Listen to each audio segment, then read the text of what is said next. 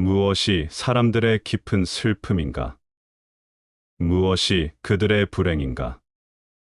그들의 불행은 그들이 에고를 창조한 데 있다. 그들은 그것을 창조해야만 했다. 이 인간은 자아 없이는 살 수 없다. 이 인간은 자신의 정체를 모르면서 살 수 없다. 그러니 어떻게 하겠는가?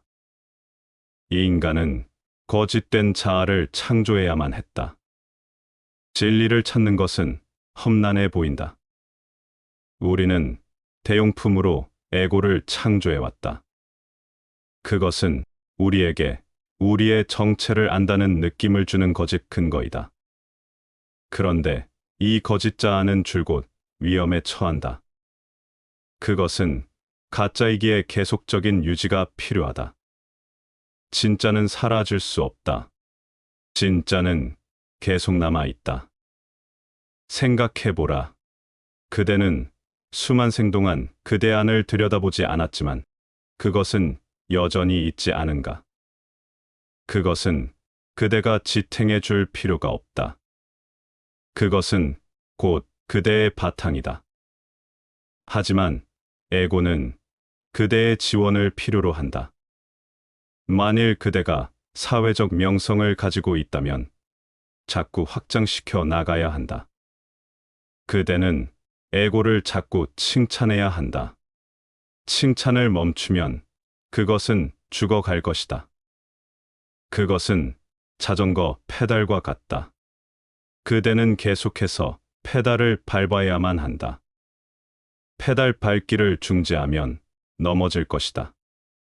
그대의 에고는 지속적인 노력을 필요로 한다. 그 때문에 그대는 날마다 그대를 지원해줄 사람들을 기다리는 것이다. 그대의 여자는 어제 당신은 멋진 남자예요 하고 말했었다. 하지만 오늘 또 그대는 가장 멋진 남자 중에 한 명이라고 그녀가 말해주길 기다리고 있다. 그것은 다시 그대를 전율시킨다.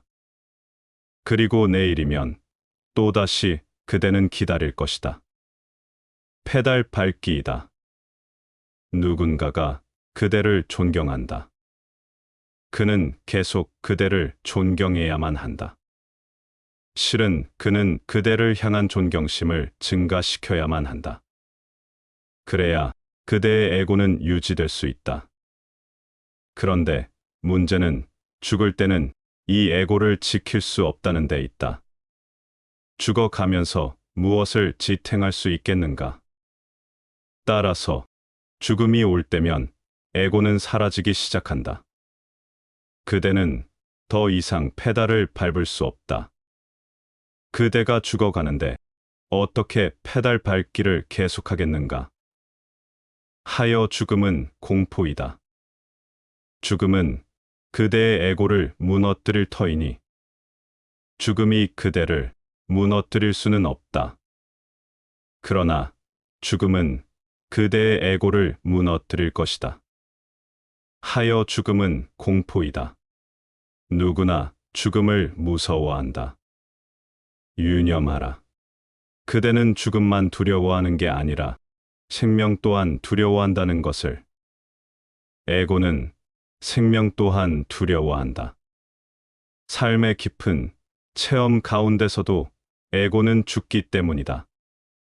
그대가 정말로 사랑에 빠질 때 에고로부터 빠져나오기 때문이다. 사랑에 빠질 때 에고는 산산조각 난다. 하여 정말 에고적인 사람은 누구도 사랑하지 못하는 것이다. 그는 사랑할 수 없다. 에고의 탑에서 내려와야 하기 때문이다. 그는 평범한 여자나 평범한 남자의 손을 잡아야 하기 때문이다. 많은 사람들이 독신주의자가 되는 것은 그들이 종교적이어서가 아니라 에고이스트이기 때문이다. 사랑 속에서는 절해야 하고 헌신해야 한다. 인간적으로 행동해야 하고 인간이 되어야만 한다. 에고에 있어서 사랑은 위험스럽다. 그리고 사랑은 생명이다. 만일 그대가 사랑을 두려워한다면 생명을 두려워하는 것이다. 따라서 삶의 상황에서도 에고는 끝없이 두려워한다. 에고는 안간힘을 써서 관리하고 지탱해온 허위적인 것이다. 에고는 수많은 버팀목이 필요하다. 그래서 그것은 끊임없이 두려운 상태로 남아있다. 삶은 부단히 변화하고 있기 때문이다. 도무지 아무것도 똑같은 상태로 머무르지 않는다. 그러니 어떻게 사람들이 오늘 그대를 존경한다고 내일도 그대를 존경하리라고 믿겠는가? 어떻게 내일도 그대의 에고를 유지할 수 있으리라고 믿겠는가? 누가 아는가? 오늘 그대는 국회의원이었는데 내일은 아닐지도. 내일에 대한 확신이 없다. 바로 그대가 누군가로부터 국회의원 자리를 낚아챘듯이 다른 누구도 그대에게서 그 자리를 낚아채려 한다. 수많은 사람들이 국회의원이 되려고 노력하고 있으니 말이다. 어떻게 그대가 안전할 수 있겠는가? 그대는 쉴 수 없다. 부단히 경계해야 한다. 그대는 사람들이 움직이는 곳을, 그들이 하는 짓을 감시해야 한다. 가장 가까운 동료들마저도 그대는 감시해야 한다. 그들이야말로 가장 위험하기 때문이다. 너무 가깝기 때문에 그들은 언제라도 그대를 몰락시킬 수 있다. 정치가들에게는 친구가 없다. 있을 수 없다. 만일 그대에게 돈이 있다면 그대는 두려워해야 한다. 모든 사람이 그것을 움켜쥐려 하고 있으니 이 삶에서 모든 것이 끊임없이 변하고 있는 이곳에서 그대는 확고하게 남아있을 수 없다. 하여 삶과 죽음, 무상함 이 세 가지는 쉼없이 불행과 비탄을 일으키고 있다. 그런데 아이러니한 것은 그대의 내면 깊은 곳에 영원하고 절대 변치 않는 공간이 있다는 것이다. 그대 안에 결코 시간의 변화나 시간을 통해 영향받지 않는 영원한 것, 초월적인 저 너머의 공간이 있다. 그대 안에 생명의 공간, 순수 생명, 전혀 죽음을 모르는 공간이 있다. 그대 안에 절대 사랑이 있다.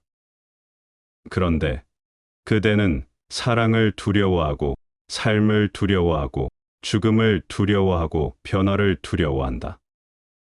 이 모든 것은 그대가 거짓된 대용품을 만들어냈기 때문에 일어나고 있다. 사람들은 모방적이다.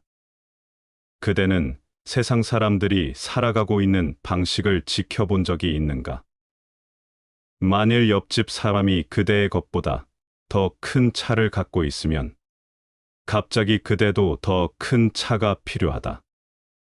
바로 조금 전에도 큰 차에 대한 생각이 없었다. 지금 어떻게 벼랑간 그 필요성이 생겼을까? 옆집 사람이 갖고 있기 때문이다. 지금 그는 더 큰 에고를 갖고 그대의 에고를 위협한다. 그대는 더 큰 차를 구입해야만 한다. 사람들은 줄곧 그런 것들로, 필요치도 않은 그런 것들로 인생을 낭비한다. 사람들은 그처럼 큰 풍선들을, 에고의 풍선들을 가지고 있어서 부족함을 느끼는 것이다. 누구는 이것을 가지고 있고, 누구는 저것을 가지고 있고, 그러면 그대는 빈곤함을 느낀다. 비교심이 가난을 초래한다. 진정으로 부유한 사람은 비교하지 않고 사는 사람이다. 어떻게 그가 가난할 수 있는가? 비교심을 버리면 그대는 부자이다. 그러면 그대는 절대 가난하지 않을 것이다. 자꾸 비교하면 계속 가난한 채로 머물 것이다. 아무리 부유해도 마찬가지다. 항상 그대보다 더 많이 가진 자가 있을 터이기 때문이다. 세상에는 수만 가지 물질이 있고 그래서 수만 가지 빈곤이 있다. 누구에겐 아름다운 아내가 있다. 그대는 빈곤하다. 누군가는 더 큰 차를 갖고 있다. 그대는 빈곤하다. 누군가는 더 큰 집을 갖고 있다. 그대는 빈곤하다. 얼마나 많은 빈곤이 있는가? 물질이 많은 만큼 빈곤함도 많다. 비교심을 버려라. 붓다는 말한다. 그대는 곧 나와 같다. 그대는 걱정할 필요가 없다. 내가 붓다가 될 수 있다면 그대도 붓다가 될 수 있다. 깨닫는 것은 전혀 특별한 것이 아니다. 그것은 그대의 타고난 권리이다. 내가 불교는 신학을 파괴하고 새로운 종류의 종교, 즉 인류학적이고 인간 중심적인 종교를 창조했다고 말할 때 바로 이 뜻이다. 붓다는 그토록 전무후무한 고귀한 존엄성을 인간에게 주었다. 붓다는 인간을 가장 높은 의식의 정점으로 만들었다. 붓다는 인간을 사랑했고 인류를 존경했다. 불성이란 무엇인가? 누구나가 얻을 수 있는 이 불성이란 무엇인가? 그것은 내면의 꽃 피어남, 그대 내면에 있는 씨앗의 개화이다. 그대 안의 씨앗이 연꽃이 되는 것이다. 그것은 변함이 없고 무한하고 영원하다. 한번 그대가 내면의 꽃핌을 보면 그대의 삶은 향기로워진다. 그대의 삶은 노래가 되고 축제가 된다. 이 내면의 연꽃은 누구나가 지니고 있지만 아무도 그것을 자각하지 않는 것 같다. 우리의 모든 인식은 물질에 사로잡히게 되었다. 물질에 대한 인식을 풀어주라. 영원히 돌아서라는 게 아니다. 잠시만 뒤로 돌아라. 그것이 명상의 모든 것이다. 매일 1시간씩만 세상을 잊어라. 세상이 그대에게서 사라지고 그대가 세상에서 사라지도록 내버려 두라. 그리고 그냥 내면을 들여다보라. 개인의 삶은 오고 간다. 하지만 영혼의 삶은 여전히 남아있다. 그것은 달과 같다. 보름 동안은 점점 커져서 만월의 밤이 온다. 그런 다음 점점 작아져서 어느 날 밤은 완전히 사라져 버린다. 하지만 그대는 달이 사라지거나 혹은 생겨난다고 생각하는가? 달은 여전히 똑같다. 그것은 항상 거기에 있다. 그 나타남과 사라짐은 오직 외관상일 뿐이다. 달의 실체는 항상 거기에 있다. 따라서 그대는 두 차원으로, 두 수준으로 살 수 있다. 사람은 저마다 이러한 양면성을 가지고 있다. 우파니샤드에 이런 내용이 있다. 그것은 우화이거나 비유인데 한 나무에 꼭 빼닮은 새 2마리가 살고 있었다. 그중 한 새는 가장 높은 가지 위에 앉아서 완전한 침묵과 고요 속에 미동도 없이 눈을 감은 채 다른 세계 속에 있었다. 다른 새는 가장 낮은 가지 위에 앉아서 이 가지, 저 가지로 날아다니며 이 꽃에 매달리고 저 과일에 매달리며 이것저것을 비교하고 이것저것을 시샘하며 한시도 쉬지 않고 움직이고 있었다. 서서히 그 새는, 줄곧 움직이던 그 새는 부단한 움직임에 지치게 됐다. 그러다 어느 날 자기와 똑같이 생긴 바로 복사품인 다른 새를 올려다본다. 마치 존재하지 않는 것처럼 참으로 고요하고 참으로 편안하며 참으로 차분하고 침착한 다른 새를. 거기엔 침묵밖에 없었다. 부단히 움직이던 그 새는 마법에 이끌려 윗가지를 향해 움직이기 시작한다. 진리에 대한 탐구의 시작이다.